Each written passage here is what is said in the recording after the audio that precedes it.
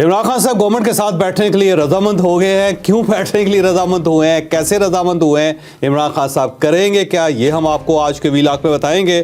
مولانا فضل الرحمان صاحب کے لیے تھریٹ الرٹ جاری ہو گیا ہے اور ساتھ ہی ان کی ملاقاتوں پر پابندی لگی ہے. مولانا فضل الرحمان صاحب کو کس سے خطرہ ہو سکتا ہے یہ بھی آپ کو اسی ویلاگ میں بتایا جائے گا. اور ہم دہشت گردی کو رو رہے ہیں لیکن اس کے ساتھ ساتھ ایک اور تھریٹ بھی آ گئی ہے اور وہ تھریٹ اس سے زیادہ خوفناک ہے. وہ تھریٹ کون سی ہے اور گورنمنٹ کی نظر اس کی طرف کیوں نہیں جاری, یہ بھی ہم آپ کو آج کے ویلاگ میں بتائیں گے. اور بلوچستان کے سرداروں نے اپنی پارٹی بدل لی ہے, کیسے بدلی ہے یہ بھی آپ کو اسی ویلاگ میں بتایا جائے گا. لیکن ویلاگ کی طرف جانے سے پہلے میری آپ سے ریکویسٹ ہے کہ چینل کو سبسکرائب ضرور کیجیے گا اور یہ جو بیل آئیکن ہے اس کو ضرور پریس کریں تاکہ نوٹیفیکیشن آپ کو ملتا رہے. اور یہ یاد رکھیں کہ ہر اچھی بات صدقہ جاریہ ہوتی ہے. اگر آپ کو یہ ویلاگ اچھا لگے تو کسی نہ کسی کے ساتھ ضرور شیئر کیجیے گا. اور ہم نے اپنا کالم 0 پوائنٹ اب آڈیو فارم میں لانچ کر دیا, آپ اس لنک کے اوپر کلک کر کے اب ہمارا کالم سن بھی سکتے ہیں.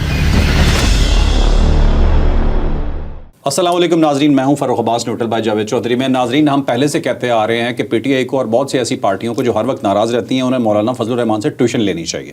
اس دفعہ ٹیوشن واقعی لینے پہ تیار ہو گئے اور وہ ٹیوشن لینے پہ تیار ہوئے ہیں. خان صاحب ملاقات کریں گے جی عمران خان صاحب مولانا فضل الرحمان سے. ملاقات کیوں ہوگی, کس وجہ سے ہوگی اور مولانا صاحب عمران صاحب سے کیا کروانا چاہ رہے ہیں, یہ پوری ڈیٹیل سے سٹوری آپ کو بتاتے ہیں. اب آل پارٹیز کانفرنس ہو رہی ہے فرق, اور آل پارٹیز کانفرنس کا جو سب سے پہلا ڈول ہے وہ پاکستان پیپلز پارٹی نے ڈالا ہے, کیونکہ پاکستان کے اندر اس وقت دہشت گردی کی لہر ہے اور باقاعدہ ایک جنگ جاری ہے لیکن ایک نیشنل کنسنسس نہیں ہے. اور جب بھی اس ٹائپ کی صورتحال ہوتی ہے تو اس میں پوری قوم کو لڑنا پڑتا ہے, ایک فوج نہیں لڑ سکتی. جب فوج کے پیچھے قوم نہیں ہوگی تو کیسے لڑائی ہو سکتی ہے, کیسے ان دہشت گردوں کو ختم کیا جا سکتا ہے. افغانستان سے ایک اچھی خبر آئی ہے کہ وہاں پہ وہ معاملات سیٹل کرنے کے لیے تیار ہو گئے پاکستان کے ساتھ, اور جو محمد صادق صاحب وہاں پہ گئے تھے اب طالبان کے ساتھ ان کی ملاقات ہوگی, طالبان گورنمنٹ کے ساتھ. اور اب یہ ملاقاتیں جو ہیں وہ بڑھیں گی. اب اسحاق ڈار صاحب وہاں جا رہے ہیں اور وہاں ان کے جو کامرس منسٹر ہیں وہ پاکستان آ رہے ہیں, تو تجارتی تعلقات ہو گئے ہیں. ساتھ ساتھ جو میری اندرونی خبر ہے, جو اندر کی خبر ہے, وہ یہ ہے کہ جو طالبان ہیں وہ ٹی ٹی پی کو کنٹرول کرنے کے لیے رضامند ہو گئے ہیں اور اب وہ اس کے لیے عندیہ دے رہے ہیں کہ ہم ان کو سرحدوں سے نکال کے مڈ میں افغانستان کے درمیان میں کہیں آباد کر دیتے ہیں یا پھر ان کو ازبکستان کے بارڈر کی طرف شفٹ کر دیتے ہیں تاکہ یہاں سے یہ پاکستان کے اندر اٹیک نہ کر سکیں. اور ساتھ ساتھ انہوں نے پاکستان کو یہ بھی اجازت دے دی ہے کہ جہاں جہاں فینس لگی ہوئی وہاں پہ آپ اپنی چوکیاں بھی بنا سکتے ہیں تاکہ کوئی شخص فینس کو کاٹ کے پاکستان کے اندر جا نہ سکے. تو یہ ایک اندرونی خبر ہے جو میں آپ کے ساتھ شیئر کر رہا ہوں, بہت اچھی خبر ہے. تو وہاں پہ کنٹرول ہو گیا. اس سائڈ پہ جو بلوچستان ہے وہاں پہ بھی ٹھیک ٹھاک قسم کے سرجیکل آپریشن جاری ہیں اور گورنمنٹ کا خیال یہ ہے, اسٹیٹ کا خیال یہ ہے کہ 2-1 مہینوں کے اندر بلوچستان کے اندر بھی معاملات کو کنٹرول کر لیا جائیں گے. لیکن اس کے ساتھ ساتھ ایک نیشنل کنسنسس بھی ضروری ہے کیونکہ عمران خان صاحب رضامند نہیں ہے, وہ سائڈ پہ بیٹھے ہوئے ہیں. تو پاکستان پیپلز پارٹی انیشیٹو لے رہی ہے. بلاول بھٹو صاحب نے کل لاہور کے اندر خطاب کرتے ہوئے یہ بات کی. تو تقسیم یہ ہے کہ مولانا فضل الرحمان صاحب عمران خان صاحب کے ساتھ جیل کے اندر ملاقات کریں گے اور ان سے یہ مینڈیٹ لیں گے کہ میں آپ کی بہاف پہ میں گورنمنٹ کے ساتھ بات کر سکتا ہوں اور اب اگر اے پی سی ہوئی تو آپ اس کے اندر شریک ہوں گے یا آپ کی پارٹی شریک ہوگی. تو عمران خان صاحب کی 2-3 ریزرویشنز ہیں جو میرا خیال ہے وہ مولانا فضل الرحمان صاحب تسلیم کروا لیں گے گورنمنٹ سے. پہلا تو یہ کہ بشا بی بی جو ہیں ان کو گھر بھیجا جائے, ان کو رہا کروایا جائے. تو مجھے لگتا ہے کہ ان کی ضمانت ہو سکتی ہے اور ہو سکتا ہے وہ بشا بی بی گھر چلی جائیں. تو ایک عمران خان صاحب کی ڈیمانڈ یہ ہوگی. دوسری ڈیمانڈ ان کی یہ ہوگی کہ یہ جو میری ملاقاتیں ہیں اس کے اوپر پابندیاں ختم کی جائیں, مجھ سے میری پارٹی یہاں پہ آ کے ملاقات کرتی رہے. اور تیسری ان کی یہ ڈیمانڈ ہوگی کہ مزید ان کے اوپر مقدمات نہ بنے اور یہ جو ان کے کیسز چل رہے ہیں اس وقت عدالتوں میں گورنمنٹ اس کے اوپر انفلوئنس ہونے کی یا اثر انداز ہونے کی کوشش نہ کرے اور میں اپنے مقدمات جو خود ہینڈل کر لوں گا. تو یہ 2-3 شرطیں ہیں. میرا خیال ہے اس کے اندر کوئی ایشو نہیں ہے. اگر گورنمنٹ مانی جا سکتی, بس یہ ہے کہ گورنمنٹ صرف ایک چھوٹی چاہتی ہے کہ عمران خان صاحب باہر نکل کے شور شرابہ نہیں کریں گے. دوسرا یہ ہے کہ وہ نئے الیکشن جو ہے اس کی کمپین نہیں کریں گے, الیکشن جو ہے ٹائم پہ ہوں گے. تو گورنمنٹ کی اپنی ریزرویشنز ہے کہ گورنمنٹ چلتی رہی, یہ سسٹم چلتا رہے. اس کے بعد جب اگلے الیکشن ہوں گے 5 سال بعد, اس وقت عمران خان صاحب جیتتے ہیں تو اقتدار میں آ جائیں. اس سے پہلے الیکشنز کی بات نہ کریں اور وہ بہت زیادہ سڑکوں کے اوپر افراتفری نہ کریں. مجھے لگتا ہے کہ مولانا فضل الرحمان صاحب عمران خان صاحب کو اس کے لیے رضامند کر لیں گے. تو مولانا فضل الرحمان صاحب کی عمران خان صاحب سے ملاقات ہوگی اور دوسری سائڈ پہ جو پاکستان پیپلز پارٹی ہے وہ اختر مینگل صاحب اور محمود اشرف صاحب کو راضی کرے گی، اور جو ہی یہ رضامند ہو جاتے ہیں تو اس کے ساتھ ہی گورنمنٹ APC بلوا لے گی، اور اس کے اندر پھر ایک گھن گرج کے ساتھ یہ نیشنل سیکورٹی کے اوپر ایک اعلامیہ جاری ہوگا جس کے پیچھے ساری پولیٹیکل پارٹیز ہوں گے. اور اس کا جو آغاز ہے وہ کل ہائی کورٹ کے فیصلے سے ہو گیا، کیونکہ گورنمنٹ نے وہاں پر رجسٹ نہیں کیا، جس کی وجہ سے عمران خان صاحب کی جو ملاقاتیں ان کے اوپر پابندی ختم ہو گئی. تو ملاقاتیں ساتھ ساتھ سلمان اکرم راجہ صاحب جو ہیں وہ سارا کنٹرول ان کے ہاتھ میں آ گیا کہ اب کس شخص نے جا کے عمران خان صاحب سے ملاقات کرنی ہے، کس کی ملاقات نہیں ہوگی. تو سلمان اکرم راجہ صاحب تگڑے ہو گئے. اب سلمان اکرم راجہ صاحب یہ ذہن میں رکھیے گا کہ صرف عمران خان صاحب کے وکیل نہیں ہیں، صرف عمران خان صاحب کی پارٹی کے سیکرٹری جنرل نہیں ہیں، وہ میاں نواز شریف صاحب کے بھی وکیل رہے ہیں. تو ان کا کیونکہ ساری پارٹیوں کے ساتھ لنک ہے، تو سلمان اکرم راجہ صاحب دوسرا یہ ڈیسنٹ آدمی بھی ہے، وہ اس لیول پہ نہیں جاتے جس لیول پہ بہت سارے پارٹی کے ورکرز ہیں وہ چلے جاتے ہیں، اور ایسا لگتا ہے کہ یا تو آگ لگا دیں گے یا پھر وہ کھوپڑیوں کے مینار بنا دیں گے. تو یہ ذرا ڈیسنٹ لوگ ہیں. اب مجھے لگتا ہے کہ ڈیسنٹ لوگ جو ہیں ان کے قبضے میں پارٹی جائے گی، اور یہ سب لوگ ایک دوسرے کو رضامند اور یہ سلمان اکرم راجہ صاحب میڈیا ٹاک کریں گے باہر آ کے؟ سلمان اکرم راجہ صاحب میڈیا ٹاک بھی کیا کریں گے، اور ان کے بہاف پہ کچھ اور لوگ بھی میڈیا ٹاک کریں گے، لیکن جیل کے سامنے نہیں کریں گے. جیل سے دور ہو کے یا پریس کلب کے اندر کریں گے، یا قومی اسمبلی کے اندر اس کے فلور پہ کریں گے، یا پھر شوز کے اندر کیا کریں گے، یا اپنا سوشل میڈیا استعمال کریں گے. کہ جو جیل کے سامنے کھڑے ہو کے ہر آدمی اندر سے نکل کے ایک نیا نیریٹو دے جاتا تھا اور دوسرے کے ساتھ وہ میچ نہیں کرتا تھا، اس سے میرا خیال ہے پارٹی نکل گئی. جو لوگ باہر نکل کے ہیرو بن جاتے تھے کسی بھی چھوٹی چیز پہ، خان صاحب نے یہ کہا ہے میں یہ بتا رہا ہوں، وہ نہیں ہوگا. جو لوگ کہتے تھے کہ عمران خان مر جائے گا لیکن باہر نہیں آئے گا، عمران خان مر جائے گا لیکن کمپرومائز نہیں کرے گا، عمران خان 1000 سال کے لیے جیل میں بیٹھنے کے لیے رضامند ہے، عمران خان صاحب کو جیل پسند آ گئی ہے، وغیرہ وغیرہ. یہ جو سارے لوگ ہیں یہ چاہتے ہیں کہ عمران خان صاحب اندر رہیں، کیونکہ ان کی امپورٹنس اس وجہ سے ہے کہ عمران خان صاحب اندر ہے. یہ روز وہاں پہ چلے جاتے ہیں اندر، اور وہاں پہ عمران خان صاحب کے ساتھ گفتگو کر کے باہر نکل کے عجیب و غریب سی باتیں شروع کر دیتے ہیں. اچھا، یہاں پہ یہ ذہن میں رکھیے گا جب مولانا فضل الرحمان صاحب کی عمران خان صاحب کے ساتھ ملاقات ہوگی تو یہ عمران خان صاحب کا سوشل میڈیا بھی بند ہوگا.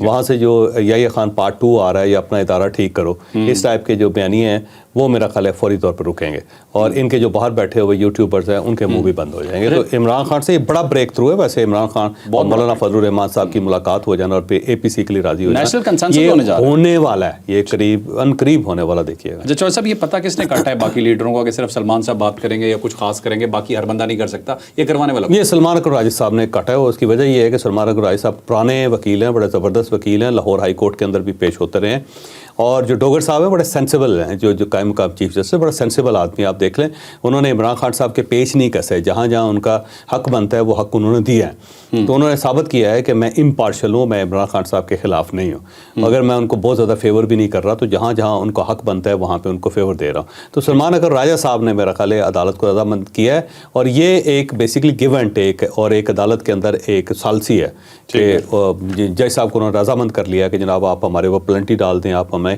پابند کر دیں، ہم آپ کے ساتھ مل کے چلنے کے لیے تیار ہیں، لیکن یہ ملاقاتیں جو ہیں وہ کھولیں. جو جیل مینول ہے ان کے مطابق عمران خان صاحب کے ساتھ ملاقاتیں ہونی چاہیے. تو وہ بڑا بریک تھرو ہے سلمان اکرم راجہ صاحب کا، کھولیں کچھ کی بند کریں. اور فیصلے کے اندر انہوں نے لکھ دیا ہے کہ صرف انہی کی ملاقات ہوگی عمران خان صاحب کے ساتھ جن کی فہرست سلمان اکرم راجہ صاحب دیں گے. تو سلمان اکرم راجہ صاحب اس وقت جیت گئے ہیں، اور باقی جو لوگ ہیں جو روز ہی جیل پہنچ جاتے تھے اندر عمران خان صاحب کے کان میں سرگوشی کر کے باہر نکل کے پتہ نہیں کیا فرما دیتے تھے، یہ سب بند ہو گیا. ٹھیک ہے چلیں چلتے ہیں ناظرین. ایک اور خبر ہے مولانا فضل الرحمان صاحب کے حوالے سے کہ ان کے حوالے سے ایک الرٹ جاری ہوا ہے. یہ الرٹ کیا ہے، ڈیٹیلز اسٹوری بتاتے ہیں. اب مولانا فضل الرحمان صاحب ایک تو نیشنل سیکورٹی کمیٹی کا جو اجلاس تھا اس کے اندر شریک ہوئے تھے، اور پھر وہاں کھڑے ہو کے جو انہوں نے تقریر کی تھی کہ جناب اب 2 لوگ ہیں، اب میں نے فیصلہ یہ کرنا ہے کہ میں کس کے ساتھ کھڑا ہوں. ایک میرا استاد ہے جسے شہید کیا جا رہا ہے، اور دوسرا وہ آدمی ہے جو شہید کر رہا ہے ان کو. تو میں کیسے ہو سکتا ہے کہ میں اپنے استاد کے ساتھ بھی کھڑا ہوں اور جو مار رہا ہے اس کے ساتھ بھی کھڑا ہوں؟ تو میں اپنے استاد کے ساتھ کھڑا ہوں. ساتھ ساتھ انہوں نے کہا کہ یہ دہشت گردی ہے، اس کو ختم ہونا چاہیے، اور یہ لوگ زبردستی اپنا ایک موقف جو ہے وہ نافذ کرنا چاہتے ہیں پاکستان میں جو ان ایکسیپٹیبل ہے. تو انہوں نے اسٹیٹ کی حمایت کی. دوسرا کیونکہ مولانا فضل الرحمان صاحب کے اپنے لوگ بہت شہید ہو رہے ہیں، ان کے اوپر بہت حملے ہو رہے ہیں، اور یہ حملے صرف خیبر پختونخوا میں نہیں بلکہ بلوچستان کے اندر بھی ہو رہے ہیں. تو اب مولانا فضل الرحمان صاحب کے لیے تھریٹ الرٹ یہ جاری ہوئی ہے کہ جب یہ عید کے اوپر جائیں گے اپنے علاقے میں ڈیرہ اسماعیل خان میں، تو وہاں ظاہر عید بھی پڑھیں گے، پھر یہ ورکرز کے ساتھ ملاقات کرتے ہوتے ہیں. ہر بار یہ ورکرز کے ساتھ ملاقات کرتے ہیں، اور ان کے ورکرز پورے پاکستان سے وہاں آتے ہیں اور ان کے ہاتھ چومتے ہیں، کیونکہ اس کی وجہ یہ کہ بڑے پرانے لوگ ہیں، اور ان کے جو بزرگ ہیں اس وقت سے ان کے ساتھ عقیدت کا رشتہ بہت سارے لوگوں کا. پارٹی تو بعد میں بنی ہے لیکن اس سے پہلے عقیدت کا ان کے ساتھ ایک تعلق ہے لوگوں کا. تو اس تعلق کی بنیاد پہ جب بھی عید ہوتی ہے یا کوئی تہوار ہوتا ہے لوگ وہاں پہ اکٹھے ہو جاتے ہیں ہزاروں کی تعداد میں, اور یہ ایک پرانی روایت ہے. لیکن اس بار پتہ یہ چلا ہے کہ ان کے جو ورکرز ہیں ان کی آڑ میں کوئی آدمی آ کے ان کے اوپر حملہ کر سکتا ہے, خود کچھ حملہ ہو سکتا ہے. تو اس لیے مولانا فضل الرحمان صاحب کو بتا دیا گیا ہے کہ آپ اپنی سیکورٹی ٹائٹ کر دیں, لوگوں کے ساتھ ملنا بند کریں, اور اگر آپ لوگوں سے ملیں گے تو آپ کو خطرہ ہو سکتا ہے, نقصان ہو سکتا ہے. پھر کل ان کے جو ترجمان ہیں اسلم غوری صاحب, انہوں نے ایک پریس ریلیز بھی جاری کر دی ہے, اور اس کے اندر انہوں نے تمام اپنے ورکر سے کہا ہے کہ اس عید پہ مولانا فضل الرحمان صاحب کے ساتھ ملاقات نہیں ہو سکتی, لہذا ڈیرہ اسماعیل خان آنے کی کوئی ضرورت نہیں ہے. تو مولانا فضل الرحمان صاحب ایک تو عید کی نماز جو ہے وہ گھر پہ پڑھیں گے, وہ اب مسجد میں نہیں جا رہے. دوسرا یہ ہے کہ وہ عید نہیں ملے گے کسی بندے سے بھی, جو صرف فیملی کے حد تک محدود ہوں گے, جو اپنی پارٹی کے لوگوں سے جن کو اچھی طرح جانتے ہیں. کسی اجنبی آدمی کے ساتھ وہ ملاقات نہیں کریں گے. تیسرا یہ ہے کہ وہ زیادہ عرصہ ڈیرہ اسماعیل خان میں نہیں رہیں گے, وہاں سے فوری طور پر نکل کے اسلام آباد آئیں گے. تو مولانا فضل الرحمان صاحب کے لیے تھریٹ الرٹ جاری ہو گئی, اور اللہ تعالیٰ ان کو صحت بھی دے, سلامتی بھی دے, کیونکہ مولانا جو ہے بڑے لیڈر ہیں, صرف مذہبی لیڈر نہیں ہیں, بڑے سمجھدار پولیٹیکل لیڈر بھی ہیں. اور ایسے بندے جو ہیں ان کا پالیٹکس کے اندر رہنا بہت ضروری ہے, جو افہام و تفہیم پیدا کر سکتے ہیں, جو چیزوں کو کنٹرول کر سکتے ہیں. اب یہ ذہن میں رکھیں کہ یہاں پہ مولانا فضل الرحمان صاحب کا ایک پولیٹیکل کریکٹر یا ایک پولیٹیکل کردار سامنے آ رہا ہے, اور اس وقت اگر ان کے اوپر خدا نخواستہ حملہ ہو جاتا ہے تو پھر اس کا مطلب یہ ہوا کہ بہت ساری فورسز ایسی ہیں جو نہیں چاہتی کہ عمران خان اور گورنمنٹ ایک دوسرے کے ساتھ مل کے بیٹھ کے کوئی بڑا فیصلہ کر سکے. بالکل ٹھیک ہے. ناظرین چلتے ہیں نیکسٹ سٹوری پہ. جب مصیبت آتی ہے تو اکیلی نہیں آتی, کہتے ہیں پوری فوج لے کے آتی ہے. ایسی سچویشن کچھ پاکستان کے اندر بھی نظر آ رہی ہے. ایک دہشت گردی کی لہر سٹارٹ ہو چکی ہے, اور اس کے ساتھ اب ایک اور بہت بڑا الرٹ جاری ہو گیا ہے. پاکستان ایک زرعی ملک ہے. اس ملک میں اگر پانی ختم ہوتا ہے یا کم ہوتا ہے تو سب سے زیادہ ہم اس کے اندر ہرٹ ہوتے ہیں, ہماری خوراک ختم ہو جائے گی. اور یہ تھریٹ الرٹ ہوا ہے بارشیں کم ہونے کی وجہ سے. کتنی بارشیں کم ہوئی ہیں, اس کے نتیجے میں کیا ہو سکتا ہے, اور پاکستان کو اب کیا کرنا پڑے گا, ڈیٹیل سے سٹوری بتا. اب دیکھیں, پاکستان دہشت گردی کا شکار ہے اس وقت, اور حالت یہ ہے کہ جن لوگوں کے لیے ہم نے یہ عذاب اپنے گلے میں ڈالا تھا وہی ہمیں چھوڑ کے چلے گئے. مثلا امریکنز جو تھے ان کی مدد کرتے کرتے ہم اس کرتاب میں, اس دلدل میں دھنسے ہیں یا پھنس گئے ہیں. اب امریکہ جو ہے نا اسی نے الرٹ جاری کی ہوئی ہے کہ ہمارے شہریوں کو پاکستان نہیں جانا چاہیے, پاکستان سیف نہیں ہے. ساتھ ساتھ یورپ کے ملک ہیں, برطانیہ ہیں, جن کے لیے ہم قربانی دیتے رہے ہیں, جن کے لیے یہاں پہ ہزاروں لوگ بلکہ لاکھوں لوگ شہید ہو گئے اور دنیا سے رخصت ہو گئے. ہماری اکانومی کا بیڑا غرق ہو کے رہ گیا. $100 بلین کا لاس ہمیں ہر سال ہو رہا ہے. یہاں پہ سوسائٹی ان سیف ہو گئی ہے, یہاں پہ بے روزگاری پھیل گئی ہے, لوگوں کا گلا کاٹ رہے ہیں, نفرت اس پورے ملک کے اندر ہو گئی. اور دوسرا افغان جو ہے نا وہ بھی ہم سے ناراض ہو گئے. تو پوری دنیا ناراض, افغانستان ناراض, اپنے لوگ ناراض, پولرائزیشن, سوشل میڈیا کے اوپر گالی گلوچ, ہیروئن کا کلچر, پھر ساتھ ساتھ کلاشنکوف کا کلچر, نفرتیں اور فرقہ واریت, بہت ساری چیزیں ہیں, بہت سارے نتائج ہیں جو اس جنگ کا ہمیں بھگتنا پڑے. لیکن اس کے ساتھ ساتھ ظاہر ہے کوئی دنیا ہماری مدد بھی نہیں کر رہی, ہم آپس میں بھی تقسیم ہے. تو دہشت گردی پاکستان کا بہت بڑا ایشو ہے, اس میں کوئی شک نہیں کہ ہم ایک سائڈ سے سوراخ کو بند کرتے ہیں تو دوسری سائڈ سے کھل جاتا ہے. اب دیکھیں کے پی کے اندر کتنے حالات خراب ہیں, روزانہ وہاں پہ حملے ہو رہے ہیں, روز تقریباً 10 کے قریب لوگ وہاں پہ شہید ہو رہے ہیں, جس میں سویلین بھی ہیں اور آرم فورسز کے لوگ بھی ہیں. اس کے ساتھ ساتھ ہی بلوچستان کا محاذ بھی کھل گیا ہے, وہاں پہ ٹرینیں اغوا ہو رہی ہیں, وہاں پہ کوئٹہ کے اندر گولیاں چل رہی ہیں, وہاں پہ سڑکیں بند ہیں, وہاں پہ انٹرنیٹ بند کیا ہوا ہے, وہاں فضا بہت زیادہ خراب ہے وہاں.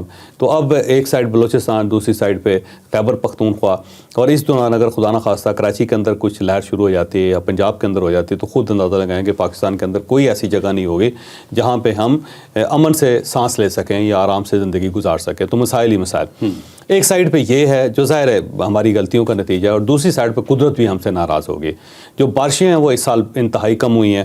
سندھ کے اندر 62% بارشیں کم ہوئی ہیں, 62% کم ہوئی ہے اس میں, اور بلوچستان کے اندر 52 یعنی 52% بارشیں کم ہوئی ہے. پنجاب جو زرعی صوبہ ہے پورے ملک کے لیے وہ فوڈ باسکٹ ہے, اس کے اندر 38% بارشیں کم ہوئی ہیں. کے پی کے اندر 35% بارشیں کم ہوئی ہیں. اور یہ ذہن میں رکھو کہ جو خیبر پختونخوا ہے اس کا آلموسٹ جو 62% علاقہ ہے وہ پہاڑی ہے, وہاں پہ جنگل بھی ہیں اور وہاں پہ برف بھی پڑتی ہے. اس سال وہاں پہ برف بھی کم پڑی ہے, تو بارشیں بھی کم ہوئی, برف بھی کم پڑی. اور اس کے ساتھ ساتھ آپ کشمیر کی طرف چلے جاؤ تو 29% کشمیر کے اندر بھی بارشیں کم ہوئی. اب کشمیر جو ہے وہ تو وادی جنت نظیر تھا, یعنی وہاں پہ درخت ہی درخت تھے اور پرندے ہی پرندے تھے اور بڑا انوائرمنٹ زبردست قسم کا تھا، اور وہاں پہ روز بارش ہوا کرتی تھی۔ کشمیر ایک ایسا علاقہ تھا جس میں روز بارش ہوتی تھی، لیکن اب وہاں پہ 29% بارشیں اس سال کم ہوئی ہیں۔ اس کا مطلب یہ ہوا کہ یہ بارشیں کم ہوئی، ہمارے ڈیمز کے اندر پانی کم ہے، پھر ساتھ ساتھ ہماری نہروں کے اندر پانی کم ہے، دریاؤں کے اندر پانی کم ہے، ساتھ جو جہاں جہاں ہمارے کھیت ہیں وہاں پہ پراپر پانی نہیں پہنچ سکا، وہاں پہ فصلیں کم ہو رہی ہیں۔ تو 25 کروڑ لوگوں کی روزی روٹی کا بندوبست کرنا اسٹیٹ کے لیے آگے آ کے ڈیفیکلٹ ہو جائے گا۔ یعنی یہاں پہ گندم کی شارٹیج ہوگی، یہاں پہ گنے کی شارٹیج ہوگی، یہاں پہ دالیں، پہلے ہی 70% دالیں ہم باہر سے امپورٹ کرتے ہیں، اب اس کے اندر مزید اس امپورٹ کو بڑھانا پڑے گا۔ تو پاکستان ایک زرعی ملک ہونے کے باوجود جس میں 70% آبادی جو ہے وہ دیہات میں رہتی ہے، وہاں پہ فوڈ کی بہت بڑی شارٹیج ہونے والی ہے۔ تو ایک بڑی تھریٹ جو ہے وہ صرف دہشت گردی نہیں ہے، بلکہ اندر جو فوڈ کی تھریٹ آ رہی ہے وہ بھی بڑی خوفناک ہے، کیونکہ ہمارے پاس ڈالر نہیں ہے کہ ہم باہر سے امپورٹ کر لیں، آٹا امپورٹ کر لیں، چینی امپورٹ کر لیں، دالیں امپورٹ کر لیں، ہم گوشت امپورٹ کر لیں باہر سے، یا سبزیاں امپورٹ کر لیں، تو اتنا ہمارے اندر پوٹینشیل نہیں ہے۔ لیکن اس تھریٹ کو سمجھنے کے بجائے گورنمنٹ ایک سائڈ پہ بیٹھی ہوئی ہے اور فوج کی طرف دیکھ رہی ہے، فوج گورنمنٹ کی طرف دیکھ رہی ہے کہ بھائی آپ کی گورنمنٹ ہے، جیسے تیسے بھی آئے ہیں، آپ بیٹھے ہوئے ہیں سیٹوں پہ، تو اب آپ خود بھی کو ہاتھ پاؤں ماریں، لیکن وہ کہہ رہے ہیں کہ جی آپ نے کرنا ہے جو کچھ کرنا ہے مائی باپ، ہم تو کچھ نہیں کر سکتے۔ تو پاکستان کے اندر جہاں پہ فوڈ کی شارٹیج ہونے والی ہے، وہاں پہ نہروں پہ پاکستان لڑ رہا ہے ایک دوسرے کے ساتھ کہ جناب یہ دیکھیں جی یہ ہمارا پانی چوری ہو رہا ہے، یہ تمہارا پانی چوری ہو رہا ہے۔ بھائی یہ پورا پانی پاکستان کا ہے، اس کو سیف کرنا ہم سب کی ذمہ داری ہے۔ اگر ہم اس کو سیف نہیں کریں گے اور ہر بار یہ یہاں سے نکل کے سمندر کے اندر گر جائے گا تو پھر کیا فائدہ؟ پھر تو ہم سب بھوک سے مر جائیں گے۔ نہریں اور ڈیم بنانے پڑیں گے، نہریں اور ڈیم بہت زیادہ بنانے پڑیں گے تاکہ ہر جگہ پہ واٹر ریزروائرز ہوں، اور اس کا فائدہ یہ ہوگا کہ ایک تو پانی ہمارے پاس زیادہ ہوگا، دوسرا یہ ہے کہ واٹر ٹیبل اوپر آئے گا تو ہم زمین سے پانی نکال سکیں گے، دوسرا واٹر کنزرویشن کے لیے ہمیں کو بڑے کام کرنے پڑیں گے۔ یہ ہر بار جب بارشیں ہوتی ہیں تو ہر گھر کا جو پانی ہے نالیوں میں جاتا ہے، گٹروں میں جاتا ہے، اس کے بجائے میں نے پورے آسٹریلیا، پورے یورپ کے اندر ہر شخص نے اپنے گھر کے اندر واٹر ٹینک بنائے ہوئے ہیں، وہ پانی سیو کرتے ہیں۔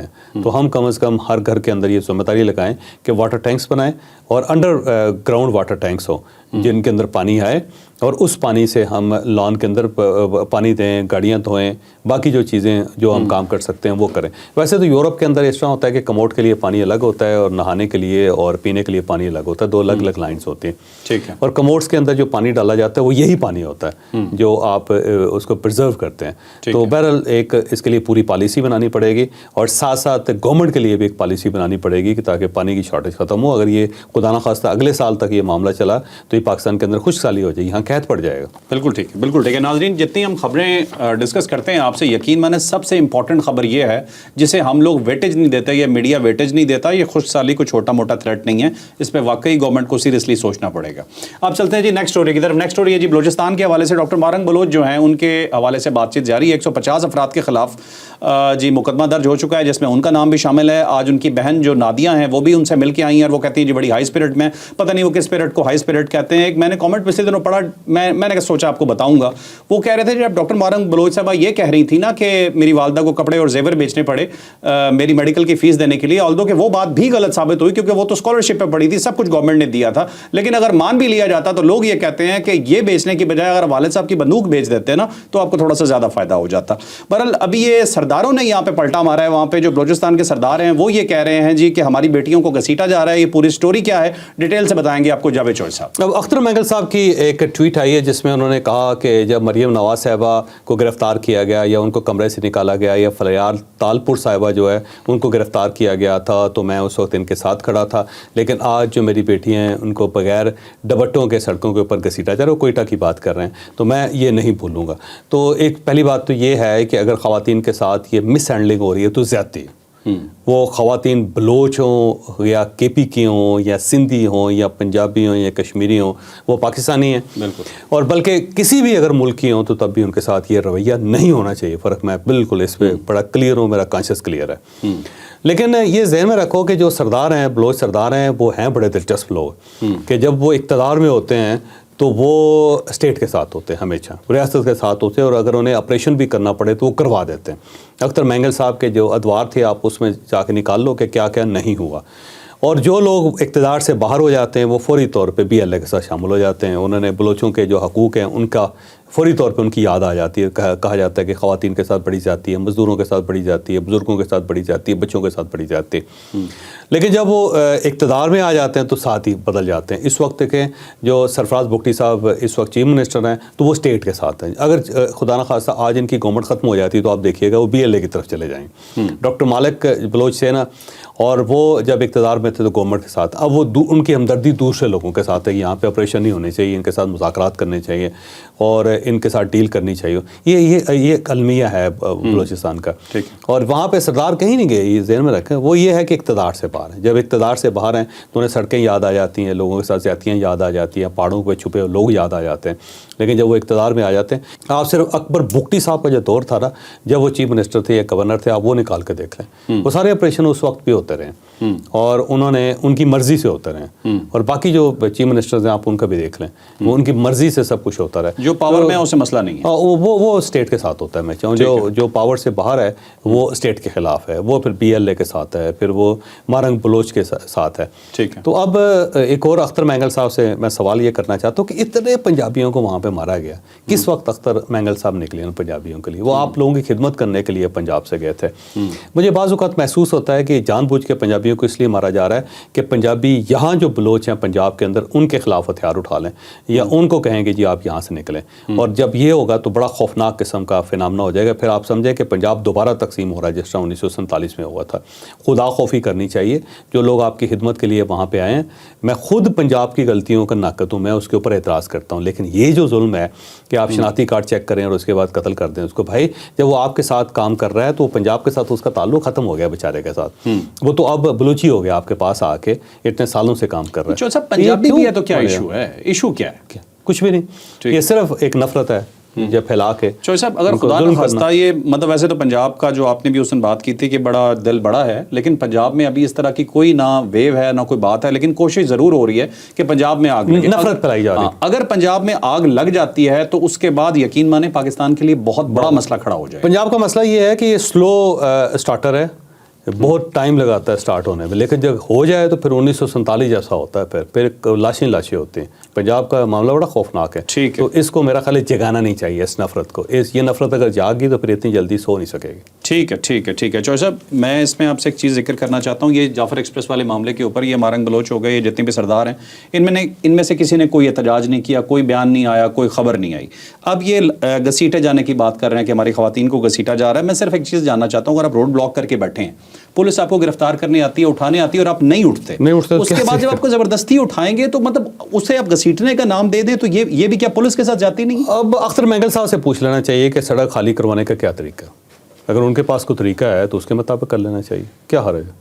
ٹھیک ہے, یہ یقیناً وہی بتائیں گے, وہی بتا سکتے. ٹھیک ہے ناظرین, ہم نے آج یہ ویلاگ پیش کیا, کچھ تھنکنگ پوائنٹس آپ کے لیے دے کے جا رہے ہیں. کامنٹس میں ضرور بتائیے گا کہ آپ کی نظر میں احتجاج ختم کرنے کا کیا طریقہ ہو سکتا ہے, یہ کروانے کا کیا طریقہ. کیونکہ مارنگ بلوچ تو یہ چاہ رہی ہیں کہ بلوچستان کو آزاد کر دیا جائے, تو کیا یہ طریقہ؟ ٹھیک ہے, یہ کامنٹس میں لوگوں سے پوچھتے ہیں, لوگ ذرا حل بھی بتائیں اس کا, کیا حل آپ کو نظر آتا ہے. لائک شیئر سبسکرائب کرنا بالکل نہیں بھولنا. اجازت دیجیے, اللہ حافظ. پاکستان زندہ باد.